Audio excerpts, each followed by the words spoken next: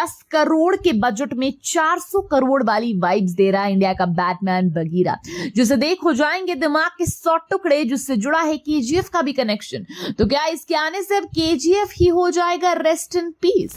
तो दोस्तों, KGF franchise के बाद जितना रॉकिंग स्टार यश का भाव बढ़ गया, उसी तरह एक नाम का भी भाव बढ़ गया, बिल्कुल सोने की भाव की तरह, और ये नाम है होमवेल फिल्म्स। और कांतारा, सलार के बाद तो इनका वजन मार्केट में दुगना हो गया।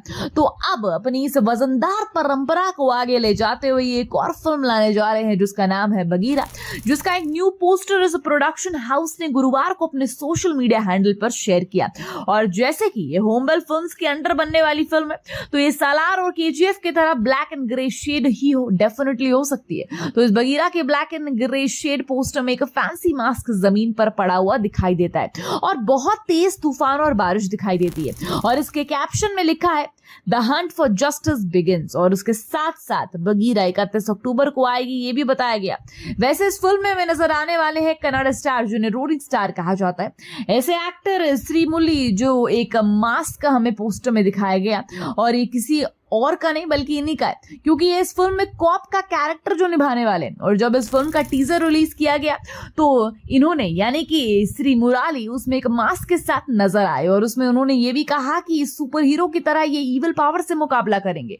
और जिस तरह से ये टीजर में नजर आए, वो इंडियन बैटमैन वाली फीलिंग थी, और इनकी आंखों से मतलब अंडरटेकर की फुल वाइब आ रही है, मतलब गोस्ट राइडर वाली भी फीलिंग आनी शुरू हो गई। और इन्होंने जो अपने शरीर पर आग लगाई, ओहो पूछे मत।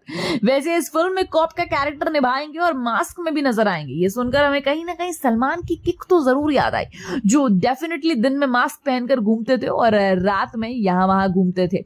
वेल, पर हमें एक किक की याद आई, ये अभी छोड़ दो। पर जब भी होमवेल फिल्म्स की कोई फिल्म आती है तो हम फटाफट से ये सोचने में बिजी हो जाते हैं कि क्या ये केजीएफ यूनिवर्स का हिस्सा है, क्या इसका केजीएफ से कोई कनेक्शन है। तो पहली बात तो ये, हाँ, मगर इसका केजीएफ के साथ कोई कनेक्शन है ये तो बस यही है। केजीएफ और सलार बनाने वाले डायरेक्टर प्रशांत नील ने बगीरा की कहानी लिखी। केजीएफ जिस प्रोडक्शन के अंडर बनाई गई, उसी के अंडर बगीरा बनाई जा रही है। और केजीएफ जहां शूट हुई, जैसे कि कर्नाटक और हैदराबाद में, तो बगीरा भी इन लोकेशंस पर ही शूट हुई।